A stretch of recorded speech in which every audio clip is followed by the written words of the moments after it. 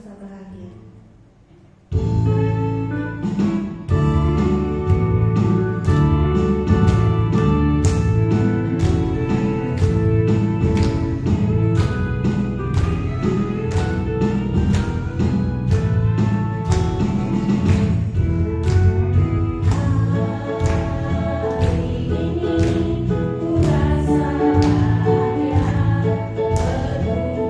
Bersama saudara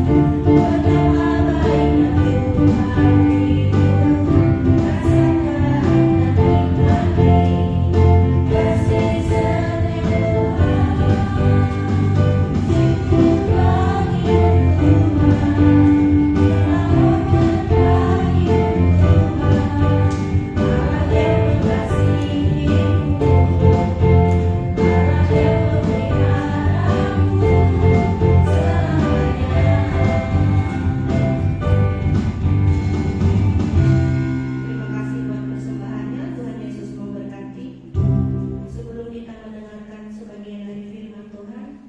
Ibu W.G. Penny, saya persilakan untuk kita sama-sama berdiri. Kita angkat pujian kita, Engkaulah perisaiku.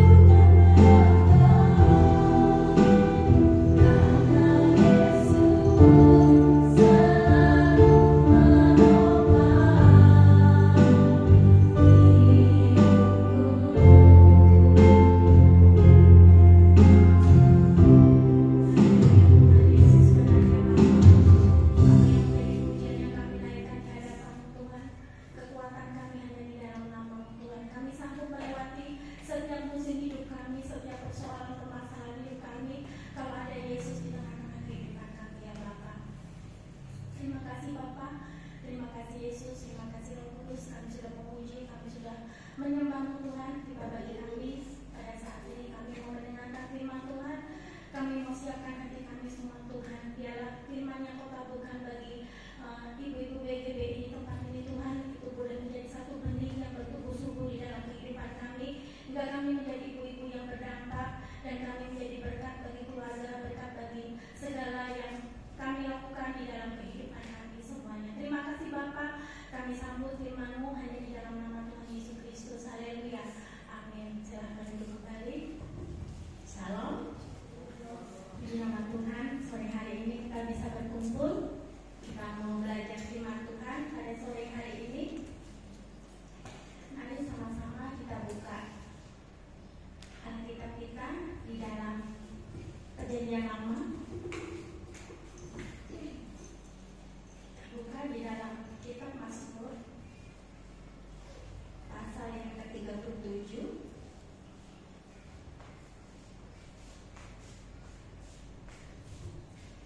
Ayatnya yang ke-23 sampai ayat yang ke-24. Berikutnya berjudul Kebahagiaan Orang Kasih Semu. Ayat yang ke-23 dikatakan, Tuhan menetapkan langkah-langkah orang yang hidupnya berkenan kepadanya. Apabila ia jatuh, tidaklah sampai tergeletak, sebab Tuhan menopang tangannya. Amin. Firman Tuhan pada sore hari ini. Saya memberi tema untuk khotbah saya, yaitu perkenanan Tuhan. Apa sih yang dimaksud dengan perkenanan Tuhan? Perkenanan Tuhan adalah suatu anugerah dari Tuhan yang diberikan kepada orang yang diperhatikan Tuhan ataupun orang yang disenangi Tuhan. Betapa bersyukurnya kita ibu-ibu di tempat ini kalau kita memperoleh perkenanan Tuhan, kalau kita memperoleh sesuatu yang luar biasa daripada Tuhan. Karena setiap apapun yang kita kerjakan pasti berhasil, dan setiap apapun yang kita lakukan pasti Tuhan akan memberkati kita. Seperti apa yang Tuhan katakan, Tuhan menetapkan langkah-langkah orang yang hidupnya berkenan kepadanya. Setiap langkah orang percaya, setiap langkah-langkah orang yang beriman kepada Tuhan, pasti Tuhan akan menetapkan segala sesuatunya yang terbaik. Asalkan hidup kita berkenan kepadanya. Bagaimana kita boleh berkenan kepada Tuhan? Bagaimana kita boleh hidup kita itu menyenangkan hati Tuhan? Bagaimana kita bisa di dalam kehidupan kita itu kita boleh melakukan sesuatu yang Tuhan ingini, yang Tuhan mau kerjakan dalam kehidupan kita. Ibu-ibu semuanya di tempat ini, kita menjadi orang tua untuk menuntun anak-anak kita supaya kita menjadi orang tua yang benar-benar diberkati Tuhan, sehingga anak-anak kita bisa kita jalankan ke arah yang baik, di arah Tuhan, di jalan-jalan Tuhan yang saat ini ya kita melihat di luar sana banyak sekali pergaulan-pergaulan yang sungguh-sungguh itu sangat menakutkan bagi setiap keluarga, bahkan bagi setiap orang tua. Bahkan kita melihat pergaulan-pergaulan yang membuat anak-anak kita kalau tidak kuat berakar di dalam Tuhan pasti akan terjerumus, seperti mereka di dalam setiap mengambil keputusan pasti mereka akan mengikuti hawa nafsunya sendiri. Tapi kalau kita dituntun oleh Tuhan, kalau kita hidup berkenan kepada Tuhan, ya langkah kita pasti ditetapkan oleh Tuhan. Kalau kita melenceng seperti firman yang tadi pagi kita dengar ya, kalau orang hidupnya itu berkenan kepada Tuhan dan hidupnya itu penuh dengan kuasa Tuhan, roh Tuhan, dan diberkati Tuhan. Kalau melenceng sedikit pasti sudah dihajar Tuhan, tepok katanya. Terus kalau kita mau mengikuti arus dunia ini, pasti Tuhan akan menegur kita, Tuhan akan menasihati kita. Begitupun juga apabila ia jatuh, tidaklah sampai tergeletak. Setiap anak-anak Tuhan yang percaya kepada Tuhan, tidak selamanya hidup kita baik-baik saja. Tidak selamanya hidup kita mengalami kebahagiaan terus-menerus. Ada waktunya kita diproses Tuhan. Ada waktunya kita mengalami sesuatu yang mungkin kita tidak menginginkannya. Mungkin kita tidak mau. Tuhan tolong, jangan sampai ini terjadi kepada kehidupan kami sekeluarga. Mungkin kita boleh meminta kepada Tuhan seperti itu. Tapi apa yang Tuhan mau kerjakan dalam kehidupan kita, keluarga lepas keluarga, pasti Tuhan punya rencana yang luar biasa. Tuhan mengatakan, apabila ia jatuh, tidaklah sampai tergeletak, sebab Tuhan menopang tangannya. Jadi setiap proses Tuhan yang izinkan terjadi dalam kehidupan keluarga ataupun pribadi lepas pribadi, tangan Tuhan tidak pernah melepaskan genggamannya dalam kehidupan kita. Tangan Tuhan selalu ada di dalam setiap kita melewati proses-proses kehidupan itu. Terkadang kita merasa kita sendiri, terkadang kita merasa kita seakan-akan terabaikan, seakan-akan kita tidak ada yang memperhatikan. Bahkan di dalam titik terendah kita merasa Tuhan jauh. Padahal di waktu-waktu titik terendah kita, di waktu-waktu setiap proses yang terjadi dalam kehidupan anak-anak Tuhan, di situ Tuhan mau menyatakan segala kemuliaannya. Seperti orang yang lumpuh ya dari kecil, di firman Tuhan dikatakan orang yang buta dari kecilnya. Tuhan izinkan itu terjadi dalam kehidupan setiap orang ataupun orang-orang tertentu, karena Tuhan ingin menyatakan segala kemuliaannya di dalam kehidupan pribadi lepas pribadi. Seperti juga orang yang lumpuh selama 38 tahun lamanya, orang yang sakit pendarahan selama 12 tahun. Secara manusia ya kita nggak sanggup untuk melewati itu semua. Secara manusia kita nggak mampu, apalagi kita sebagai perempuan kalau kita sakit pendarahan selama 12 tahun. Bagaimana rasanya? Kita yang 7 hari datang bulan aja ya saudara, kita agak gerah gitu, apalagi 12 tahun mengalami sakit pendarahan. Tapi apa yang Tuhan kerjakan dengan perempuan ini? Tuhan menyatakan segala kemuliaannya. Walaupun proses dia untuk mengalami Tuhan, proses dia untuk datang kepada Tuhan itu banyak sekali rintangan. Dia harus melewati orang-orang yang saat itu tidak peduli dengan dia. Seakan-akan kita tidak ada pengharapan di situ. Karena apa? Semua tertutup oleh jalan-jalan orang-orang itu. Dia tidak bisa melewatinya. Tapi satu iman, satu percaya yang perempuan ini luar biasa. Asal pujama ujung jubahnya saja. Satu iman yang kecil tapi membuat perubahan di dalam kehidupan perempuan yang punya penyakit pendarahan ini. Sungguh luar biasa. Jadi di dalam kehidupan anak-anak Tuhan, kehidupan kita semua yang ada di tempat ini, apalagi kita semua perempuan, semua ibu-ibu ya di sini, kita sebagai perempuan jangan kita mau kalah ya saudara. Kita belajar untuk terus percaya kepada Tuhan. Jadi saya memberi contoh untuk perempuan yang selalu mengandalkan Tuhan dan hidupnya berkenan kepada Tuhan adalah kehidupan Ratu Esther. Mari kita buka di Esther. Bagaimana dia bisa berkenan kepada raja ya. Kalau dalam kehidupan jasmaninya dia berkenan kepada raja, tapi kalau kita kaitkan dengan kehidupan rohani kita boleh berkenan kepada Tuhan. Pada waktu itu ya saudara, sebelum Esther ini masuk di dalam kerajaan itu, kita buka di Esther pasal 1 ayat 1 sampai ayat yang ke-5. Pada zaman Ahasveros, dialah Ahasveros yang merajai 127 daerah mulai dari India sampai Ethiopia. Pada zaman itu, ketika Raja Ahasveros bersemayam di atas tahta kerajaannya di dalam benteng Susan, pada tahun yang ketiga dalam pemerintahannya, diadakanlah oleh baginda perjamuan bagi semua pembesar dan pegawainya. Tentara Persia dan Media, kaum bangsawan dan pembesar daerah hadir di hadapan baginda. Di samping itu baginda memamerkan kekayaan kemuliaan kerajaannya dan keindahannya, kebesarannya yang bersemarah berhari-hari lamanya sampai 180 hari. Sungguh luar biasa ya di sini, di mana seorang raja mengadakan satu perjamuan yang sangat besar dan bersemarah selama 180 hari. Dan setelah di ayat yang kelima ya saudara, setelah genap hari itu maka raja mengadakan perjamuan 7 hari lamanya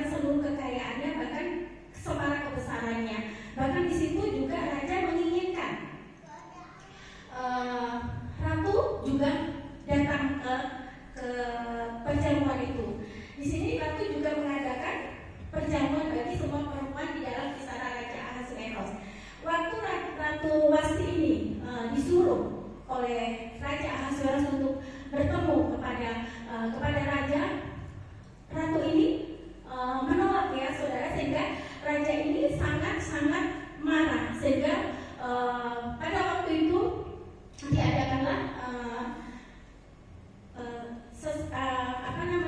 di mana raja menolak lagi.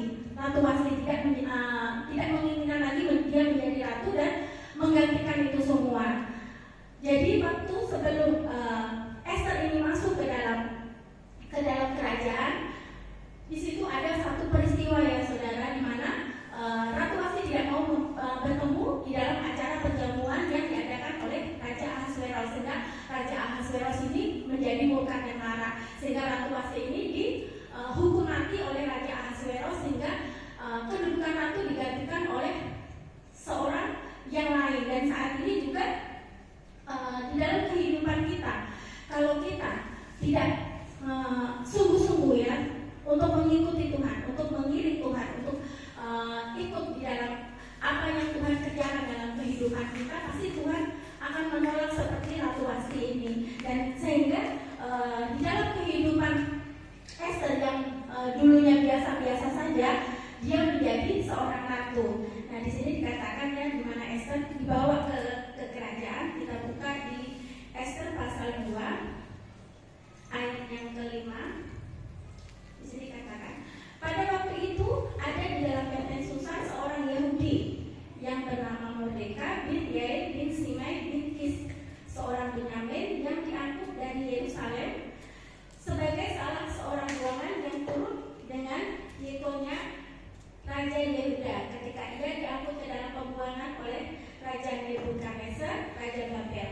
Mordeka itu pengasuh Hadasa, yakni Esther, anak saudara ayahnya, sebab anak itu tidak beribu berbapak lagi. Gadis itu elok perawakannya dan cantik parasnya. Ketika ibu bapaknya mati, dia diangkat sebagai anak dari Mordeka. Jadi sebelum Ratu Esther itu masuk di dalam kerajaan, ternyata dia adalah keponakan dari Mordeka. Mordeka ini adalah pegawai di istana Raja Ahasveros.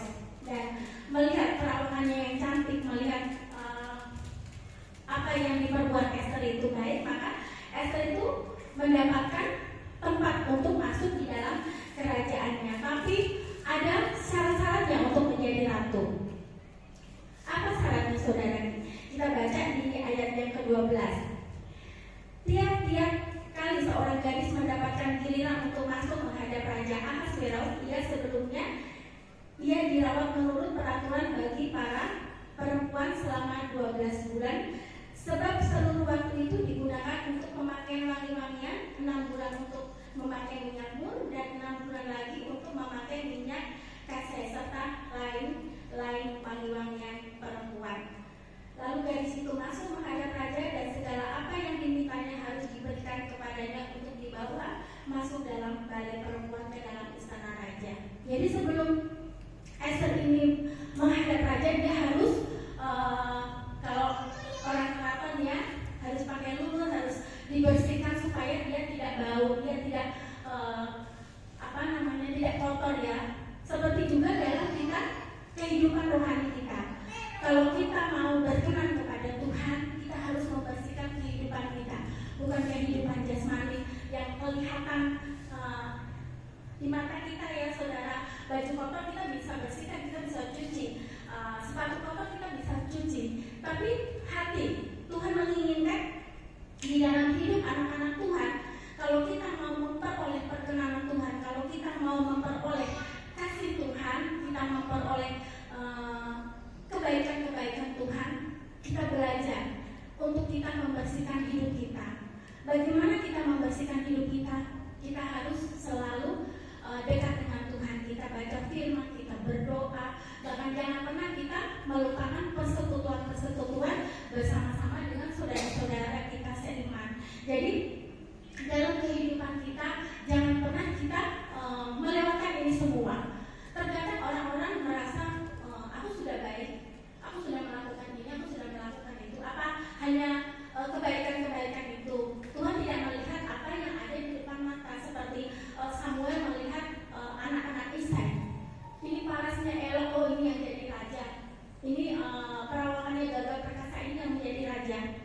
Tapi apa yang dilihat manusia itu tidak sama dengan apa yang dilihat Tuhan.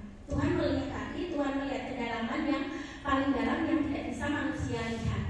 Tuhan menginginkan dalam kehidupan kita supaya kita membersihkan apa yang ada di dalam hidup kita, supaya kita selalu berkenan kepada Tuhan.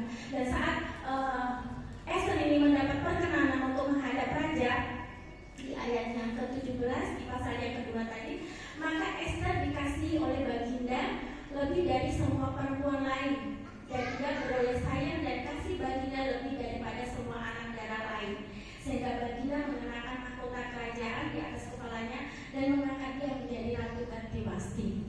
Nah, di sini karena Esther ini mendapatkan kasih, mendapatkan cintanya raja, mendapatkan perkenanan raja, sehingga dia mendapatkan mahkota. Begitu juga kalau kita mendapatkan kasih Tuhan, mendapatkan perkenanan Tuhan, kasih Tuhan akan memberikan karunia-karunia yang luar biasa dalam kehidupan kita. Bahkan di dalam setiap apapun yang kita lakukan, ya saudara, ibu-ibu semua, pasti kita tidak lepas dari proses yang Tuhan mau kerjakan dalam hidup kita. Jadi kita jangan pernah menolak proses Tuhan, jangan pernah kita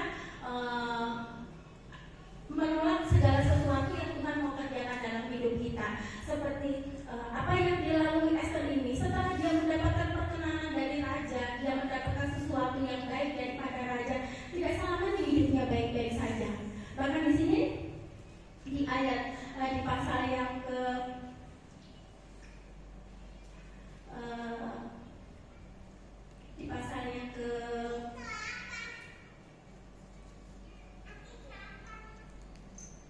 sebentar ya saudara.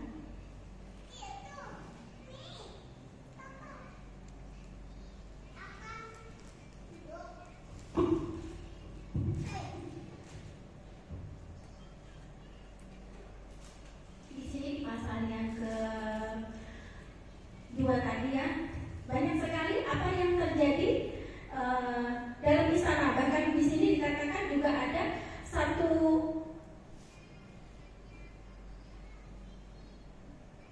keinginan untuk membunuh Raja Ahasveros, di mana dikatakan di sini di ayat yang ke-21 di pasal yang kedua, pada waktu itu ketika Mordekai duduk di pintu gerbang istana, sakit hatilah Bigtan dan Teres.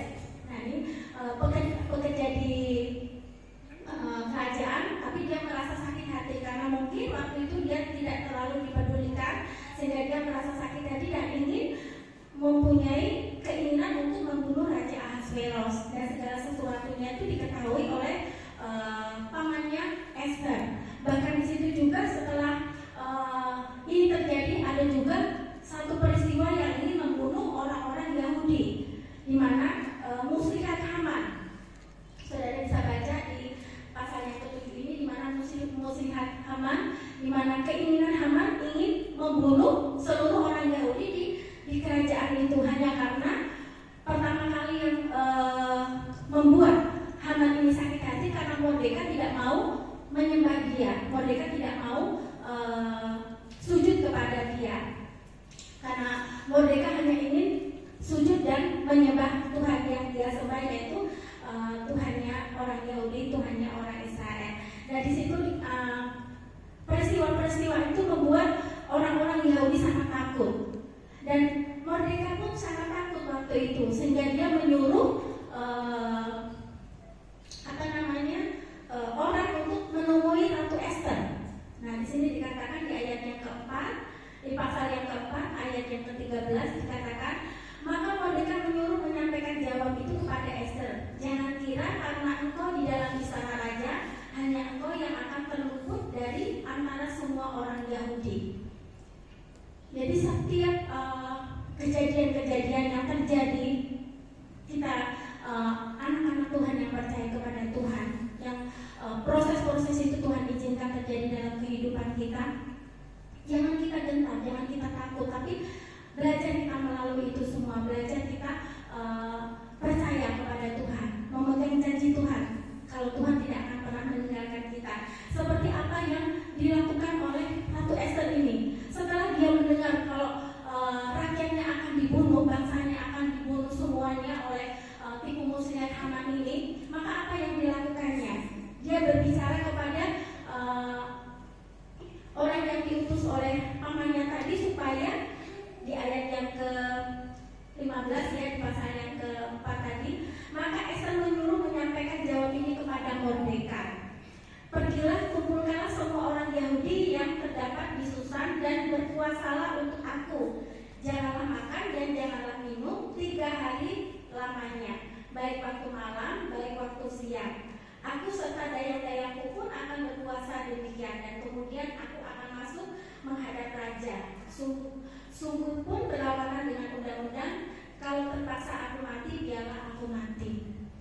keputusan yang diambil sungguh luar biasa oleh Ratu Esther ini. Dia tidak berdiam diri, tapi dia percaya kepada Tuhan. Dia berpuasa, tanda orang merendahkan diri di hadapan Tuhan. Tanda kalau dia sudah tidak mampu lagi untuk melakukan apa-apa. Karena di saat Ratu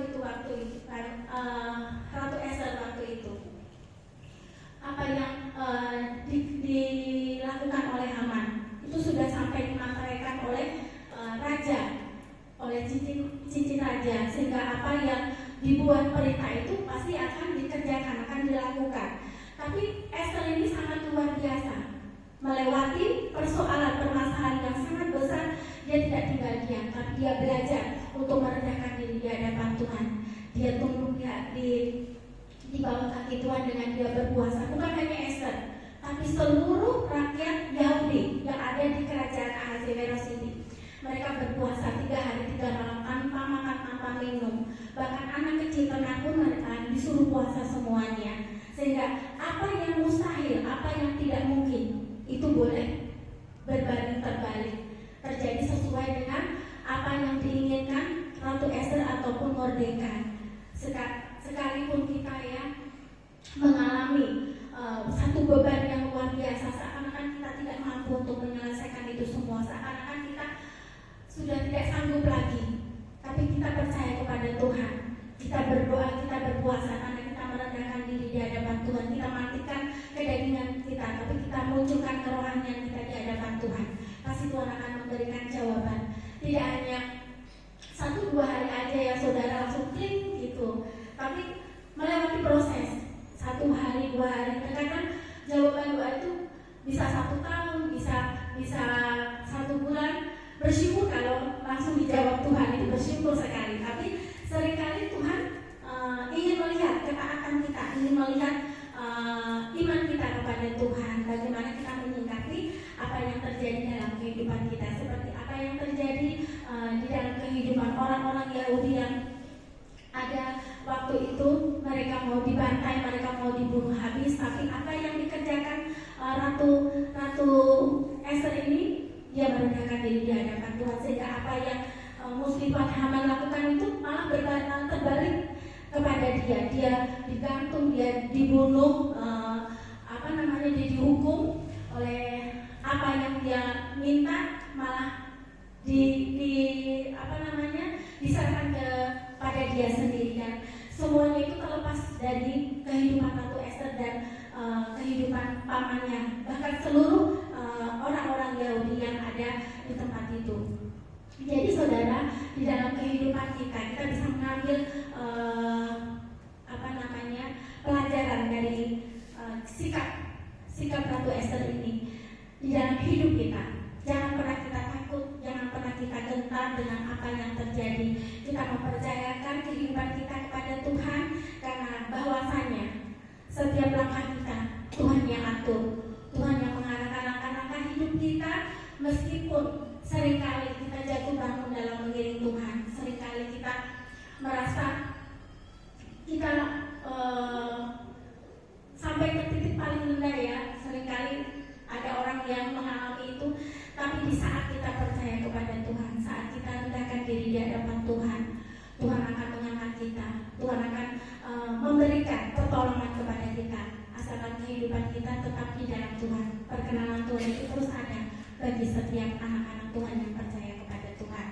Amin. Buat firman Tuhan, selanjutnya saya serahkan kepada Ibu Ketua BGBI.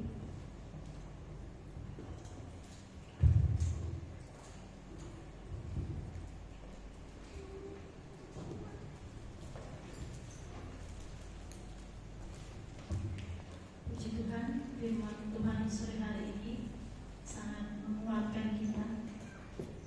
Firman Tuhan yang mengingatkan kita untuk kita selalu berpegang teguh pada Tuhan, percaya pada Tuhan apapun yang terjadi dalam hidup kita. Percaya bahwa Tuhan tidak akan pernah meninggalkan kita. Tuhan tetap akan menolong kita, menopang kita di setiap persoalan kita. Persoalan kita tidak 1, 2, ya, tetapi banyak. Tuhan berikan itu semua. Kenapa? Karena tadi untuk kita berproses supaya kita lebih kuat di dalam Tuhan. Baik, sebelum pulang kita akan tutup dengan doa. Tapi sebelum pulang itu ada beberapa hal yang mau saya sampaikan. Untuk doa penutup saya mohon kesediaannya untuk Ibu Gembala untuk ibadah kita pada sore hari ini.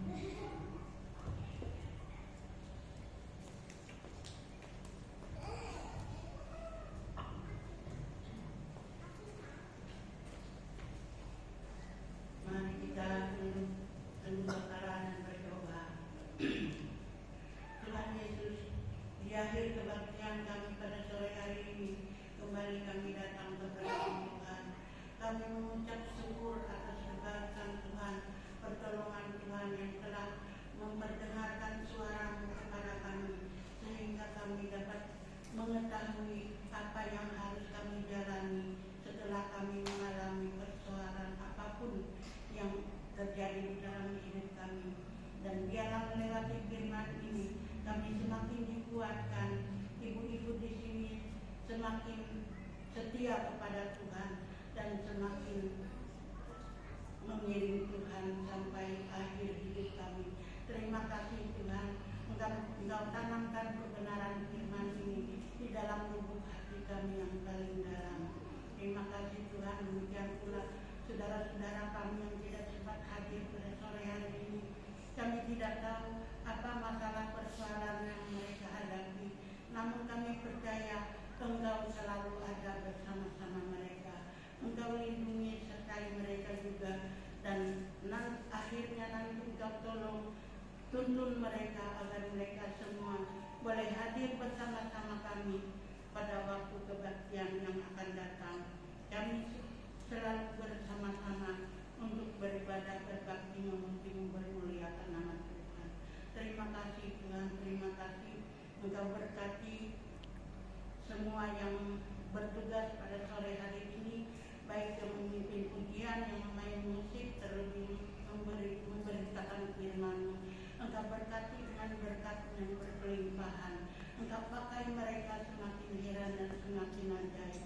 Terima kasih Tuhan, demikian pula Ketua WBD dan stafnya juga kami serahkan ke dalam tangan Tuhan. Biar Engkau yang bekerja berkarya di dalam hidup mereka, sehingga mereka memberi pengertian kepada semua sidang WBD yang ada di sini, sehingga kami benar-benar semakin kuat dan semakin dekat dengan Tuhan. Terima kasih Tuhan Yesus, terima kasih Bapa di sorga, terima kasih Roh Kudus. Dan sebentar kami akan pulang ke rumah kami masing-masing, dan kami serahkan perjalanan kami ke dalam tangan Tuhan. Engkau tuntun kami dari saat ini agar kami dapat pulang ke rumah kami masing-masing dengan selamat. Terima kasih Tuhan, terima kasih Yesus, terima kasih Roh Kudus. Sidang WBI sekalian, marilah kita pulang bersama-sama. Kita terima berkat dan kasih sayang dari Allah Bapa di surga, dari Tuhan kita Yesus Kristus, dan biarlah kasih setia Tuhan tetap menyertai kita dari saat ini bahkan sampai selama-lamanya. Terima kasih Tuhan, dalam nama Tuhan Yesus Kristus kami berdoa dan mengucap syukur. Kami terima segala berkat dari Tuhan. Terima kasih. Kita semua yang diberkati Tuhan, kita sama-sama katakan amin.